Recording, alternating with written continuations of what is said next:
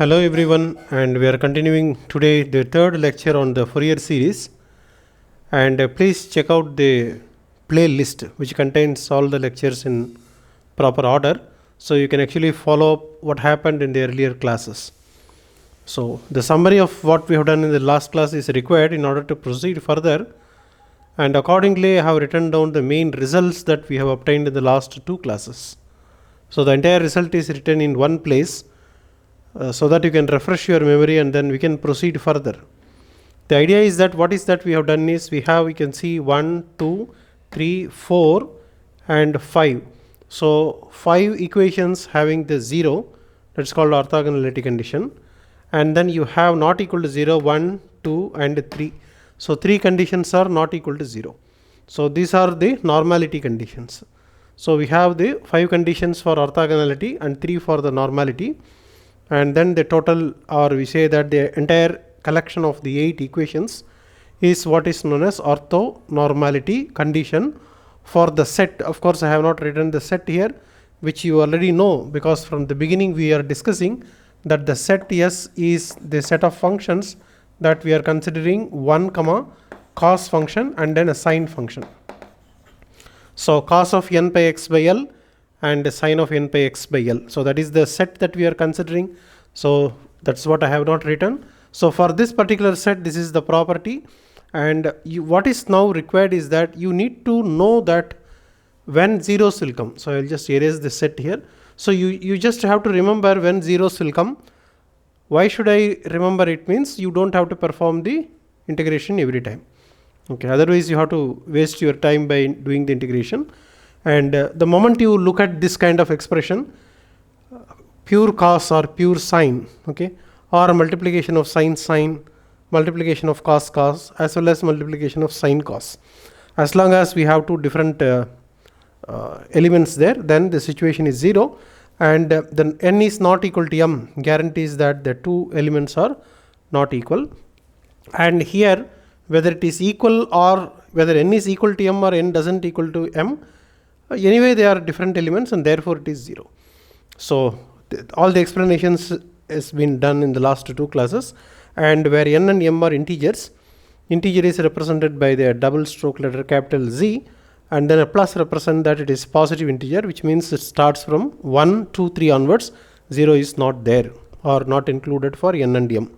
So this is the overall result which is required. It's very important that you need to know this result, only then you can proceed further.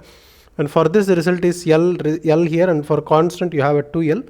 So keep this in mind, and based on this we are going to proceed further, and we are asking the question, how are you going to determine the Fourier coefficients?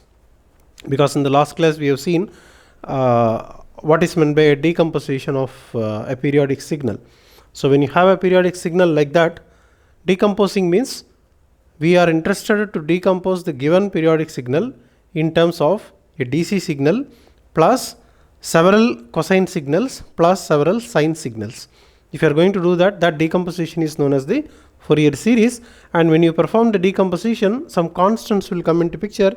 Those constants are known as the Fourier coefficients, and we need to determine them. If you don't determine, or if you are unable to determine, then there is no meaning in writing down any Fourier series. So Fourier series is meaningful if and only if you are able to determine the Fourier coefficient. So this is a fundamental requirement, and once you determine the Fourier coefficients, you actually determine the Fourier series.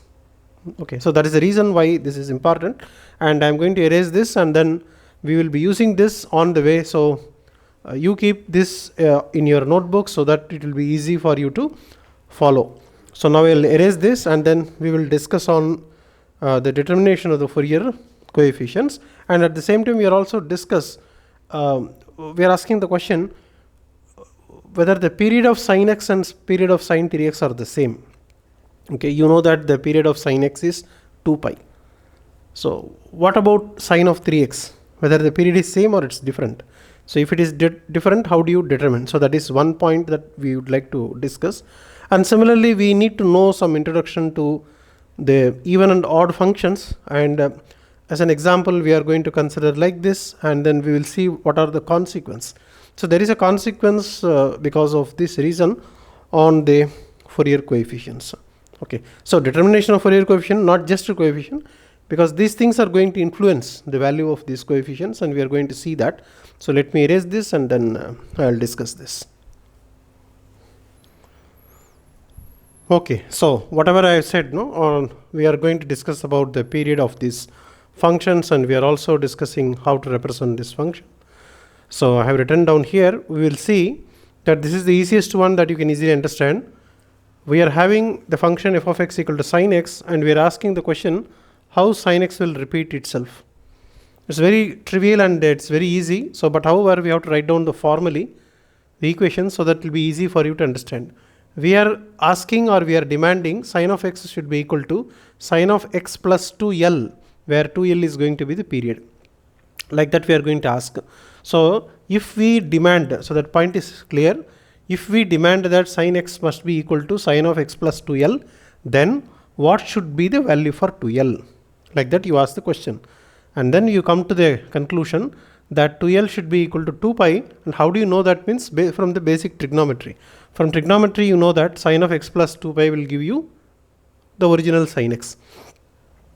If you are not putting 2 pi here, if you are going to put a pi there, you know that minus sine x will come, or sometimes 0 will happen. So that those relations are coming directly from the trigonometry. So from your basic understanding of trigonometry, we discover that 2l should be equal to 2 pi, and therefore that is the period. So which is the one which is straightforward and as well as trivial, but at the same time, if a different function is given, you have to be careful to evaluate the period. You should not say that sine of 3x will also have the same period of 2 pi. Okay, you may make mistakes, and therefore writing down this equation is very important. So we ask the question. So there is a if condition you have to ask like that. So if you want to demand that sine of the given function should be equal to sine of the same function plus 2 pi. Okay, and why this 2 pi comes is because it is a higher harmonics of the sine x. Therefore we are keeping the 2 pi. If that is the situation, we are asking how do you solve this equation for x? So if it is so, then what happens is, then you can rewrite this equation. Sine of 3x will be equal to sine of, you take 3 common here, then we will be writing x plus 2 pi by 3. So now what happens is, you are going to compare here sine, okay, bracket, that is also fine. 3, that is also fine. Now instead of x, we have x plus 2 pi by 3. So what happens is, this x alone, only x, remember I am not including 3 here, because 3 and 3 is there, so that you can assume that they are cancelled, or whatever you call it, there identically it is there. We are now comparing what is there x here, but instead of x you have x plus 2 pi by 3. So we have the x being replaced by x plus 2 pi by 3. So our understanding is that this understanding is that x is getting replaced by x plus 2 pi by 3, which means that, so what do you understand? What do you understand is, if x is replaced by x plus 2 pi by 3, okay, if it is replaced by that, then sine of 3x will be equal to sine of 3x plus 2 pi. That means it will get repeated itself. So this particular function gets repeated itself for every x which is replaced by 2 pi by 3.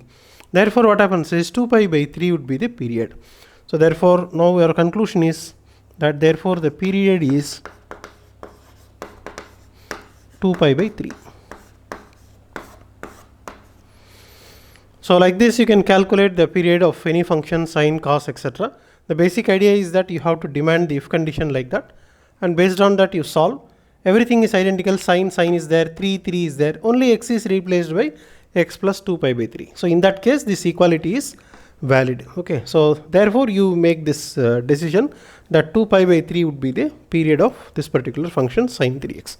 So if you don't want to do any calculation, there is an easy way that you give the input signal, because you can always have a function generator and then generate some frequency. Okay, suppose if you are going to generate sine of 10 kilohertz, okay, suppose if you are going to generate a 10 kilohertz function, for example, so that will be a sine x.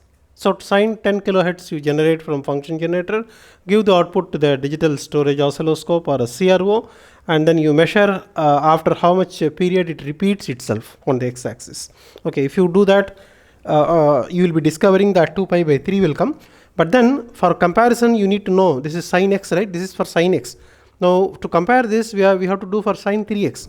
So first you generate a wave 10 kilohertz in the waveform generator, then repeat the experiment but 3x. So you generate for 30 kilohertz.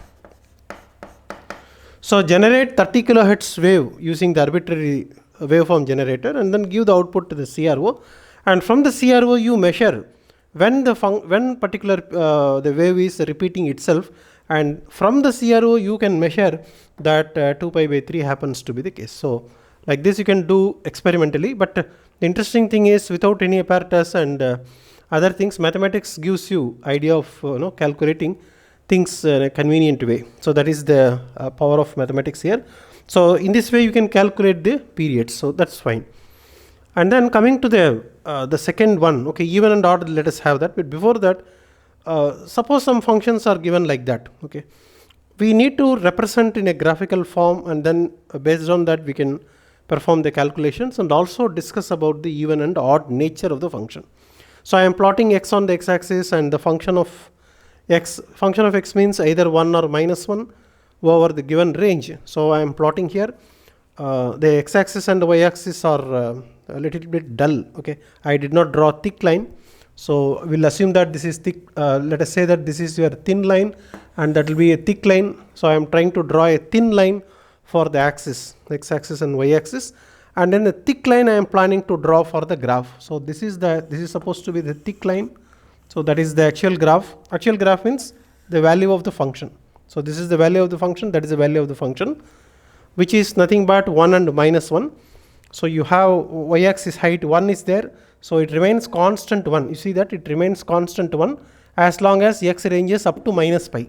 So as long as x ranges from minus pi, that range, it remains constant value 1. So that is the function f of x. And similarly, the function remains constant minus 1 as long as the x ranges from pi, 0 to pi. So in the range 0 to pi, the function value takes minus 1, negative 1 constant value. So it's a horizontal line. And that's all. So only this line and that line is the function f of x here. That's all about it.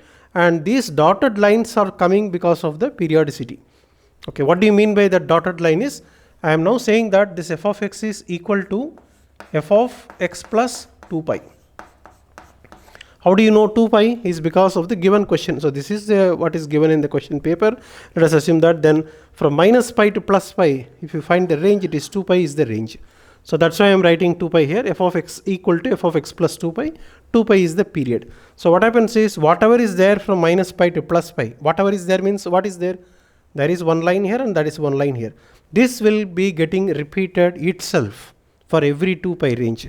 Therefore, whatever is there here and here for this range from here to here, you copy that here. So in that range, again you put one line here, again you put one line here. I am using dotted line because the function is getting repeated. Therefore, I am just indicating that it is a repetition but need not be original function. So original function is from here to here only. This will get repeated this side, this will also get repeated on negative side, because it doesn't matter whether you put plus or minus. Okay, so they are all equivalent whether you put plus or minus. X minus 2 pi is also same. Okay, it works. So the function will get repeated itself like that. So this is how you plot the graph. Okay, given some function, you can always plot, and from the nature of the plot you can discuss something about the even function and odd function. This is very much important. How do I know whether the function is even function or odd function? You can do by two methods. One is directly using your mathematical idea, and the second method is from the graph. You see the graph, and then from the graph you can determine. So that is the idea, and let me just show, because you may be remembering something from your mathematics textbooks, and you will be knowing like this. So f of x equal to f of minus x.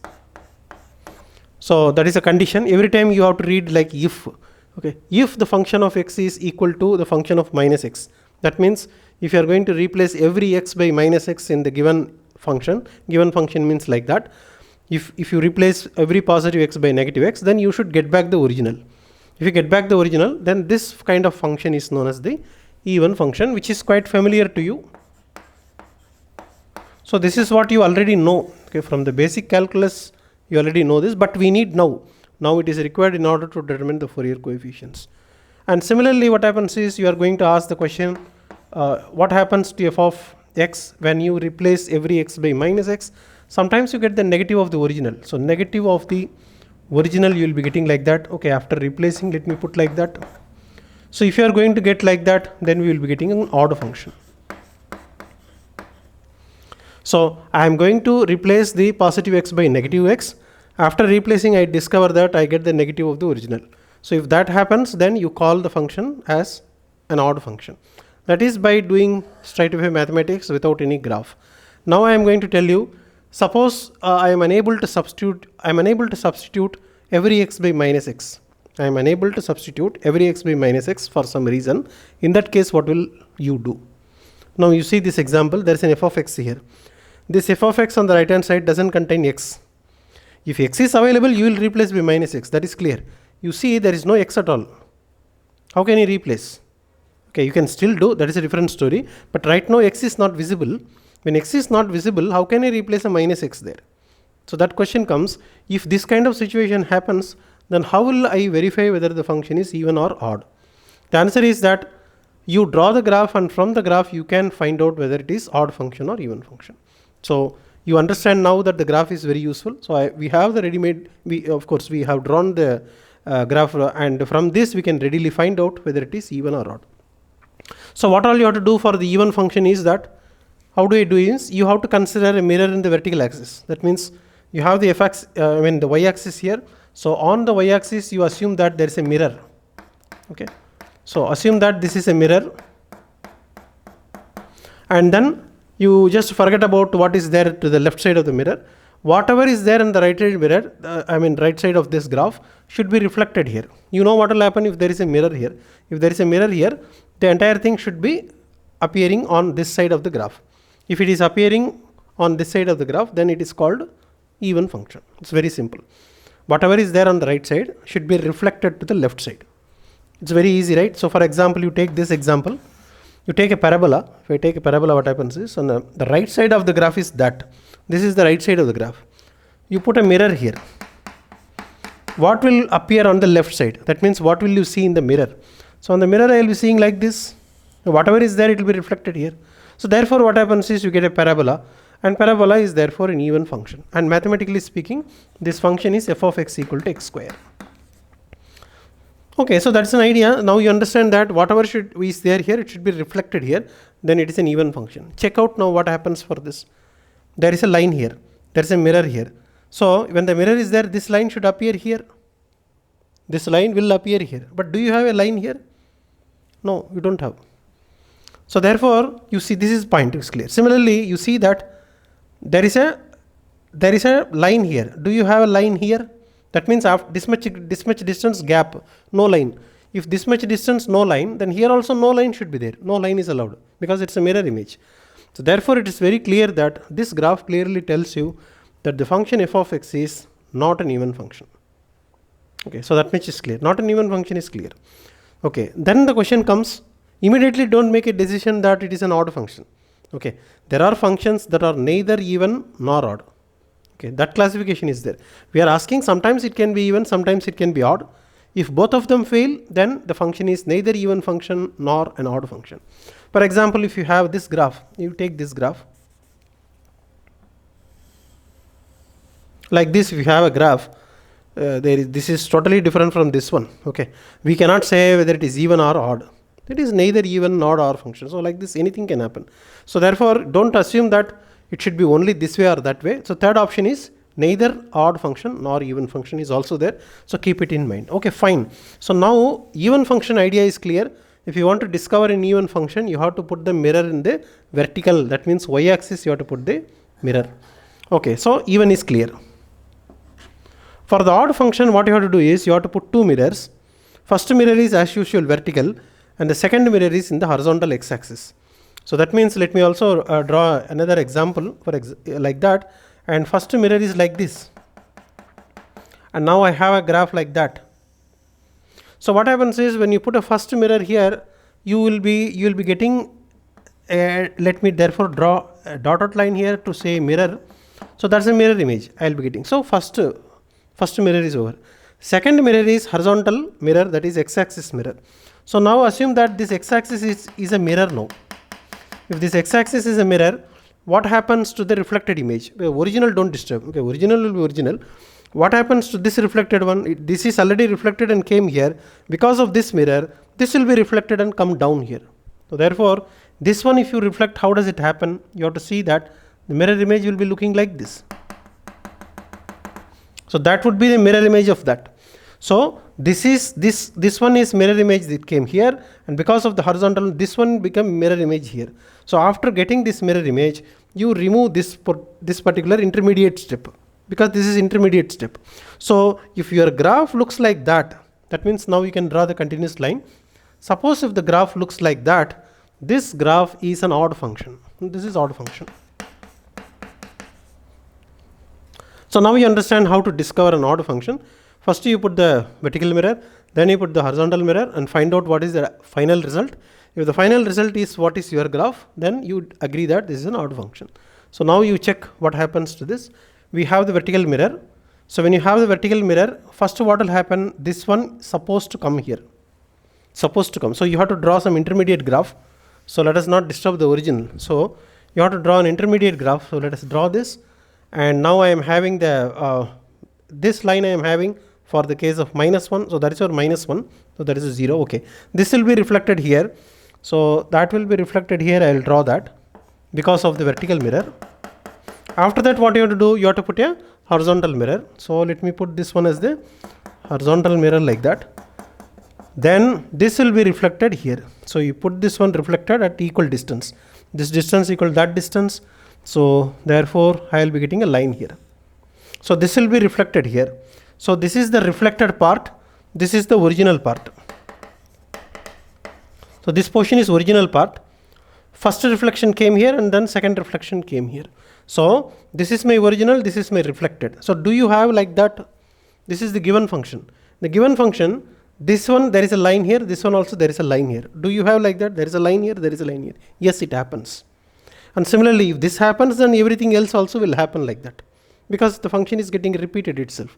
Therefore, what happens is this particular function we can classify as an odd function. So now you understand whether this function is odd function or not. This is an odd function based on this. Putting the mirror, it is very easy to do. If you don't want to do this mirror, you have to only replace only x. It's a possible, but you have to be careful to put a -x here and then verify. Okay. If you say that I don't want to draw graph, or if you say that I don't know how to draw graph, if you are going to tell like that, if you want to substitute only -x, if you say like that, you can put a -x. Where to put? Let us see, f of -x you put. Then here you have to put a -x. Here and here also you put a -x, and then do algebraic manipulation. Manipulating minus is very important with the less than and greater than.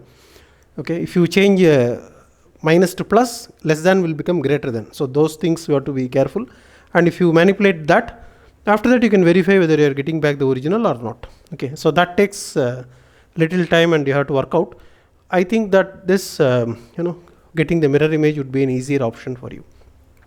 So every time this has to be done, and then we can verify whether the function happens to be even function of x or odd function of x. Sometimes neither is also possible. Okay. So this is the fundamental idea. What you learned is that how to find the period of the given function. That is one thing. Second thing is, suppose some periodic function is given to you. First of all, you have to verify whether it is odd function or even function. So that is the first requirement. Okay. After that, what happens? So the question is this. So okay, I know all of them. Then what is the connection between these things and the actual Fourier series? So that I will now write down what happens to that by erasing this. Okay. Okay, so now we will see what is the connection between an odd function and even function with respect to the Fourier series.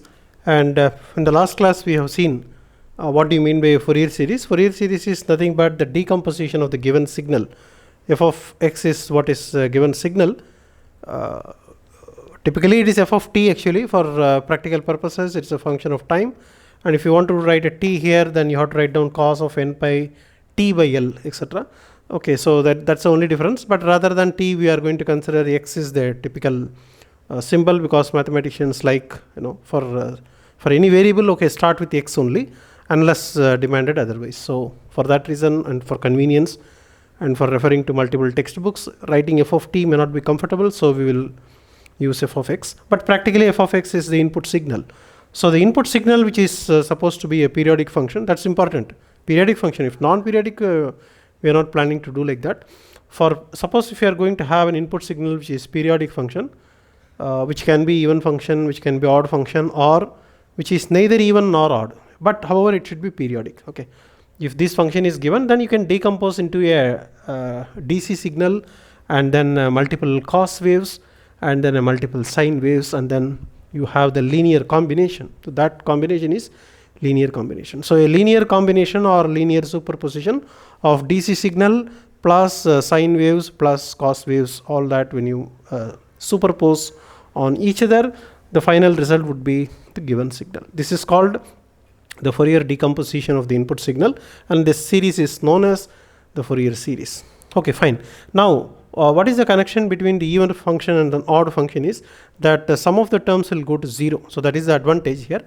Let us say that we are going to consider some even function of x. Even means even function of x. Odd means odd function of x.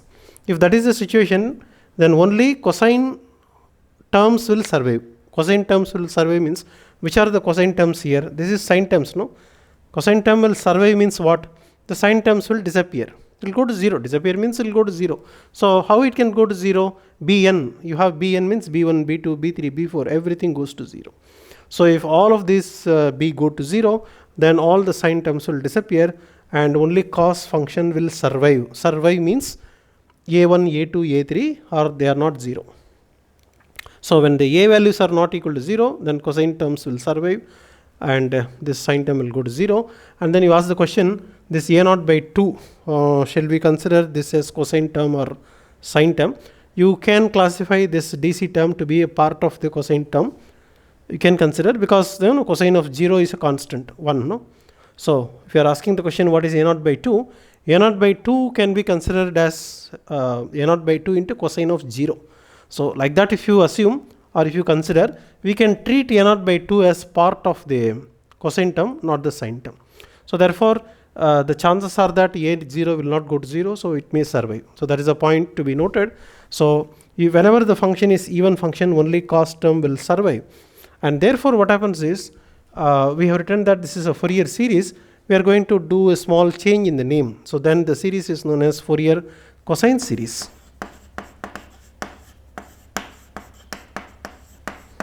So in the question paper, they will ask you, find out the Fourier cosine series. So that's all. So that means you can easily understand that since the question paper says that find out the Fourier cosine series, that means that the given function has to be even function. Like that you can easily understand and then proceed accordingly. The advantage is that all the b's are going to be 0, so you have 50% of the work you don't have to do, isn't it? So a lot of 50% of the work you have to do here. Here also you have to do 50%. This evaluation of integral, of course, very small. So I am not considering that as an additional work. Okay. So now you understand what is this, and similarly coming to this f of x, if it is an even function, only sine terms will survive, which means that b1, b2, b3 will be not equal to 0. At the same time a1, a2, a3, they are all 0. So sine will survive means all the cos terms will die. Okay, they will die because of the 0 values of a1, a2, a3. And now you ask the question whether a0 will survive or will not survive. a0 will not survive because a0 will be 0, because we are treating this constant term as a cosine term. Okay, if that is the situation, this also will disappear, which means that a0 will be 0. Which means, what do you mean by that is, your job is reduced. You don't have to struggle and find out the value of a0, but rather you directly write down that a0 is 0 because the given function is odd. Like that you make the conclusion, so your work will be reduced. And in this particular situation, the name of the series is known as Fourier sine series.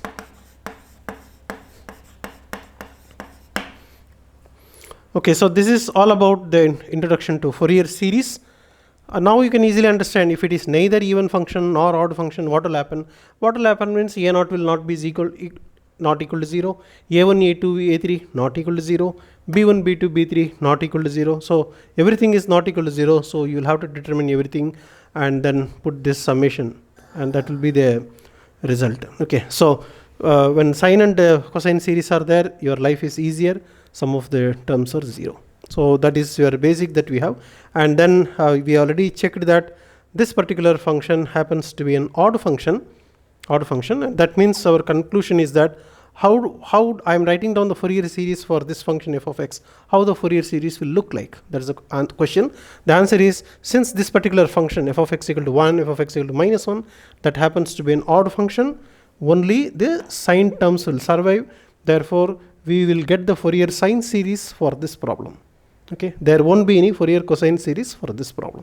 That is the conclusion. But if the question is actually find out what is that series means, you have to work out. But if the question paper like GATE exam etc., without finding out the actual series, you only tell whether it is sine series or cos series, and you can do this kind of conclusion. So in the next class, we will actually work out what is the actual series, and then we will demonstrate that all the cos terms are 0 and only sine terms are present. That we will do in the next class. Okay, bye.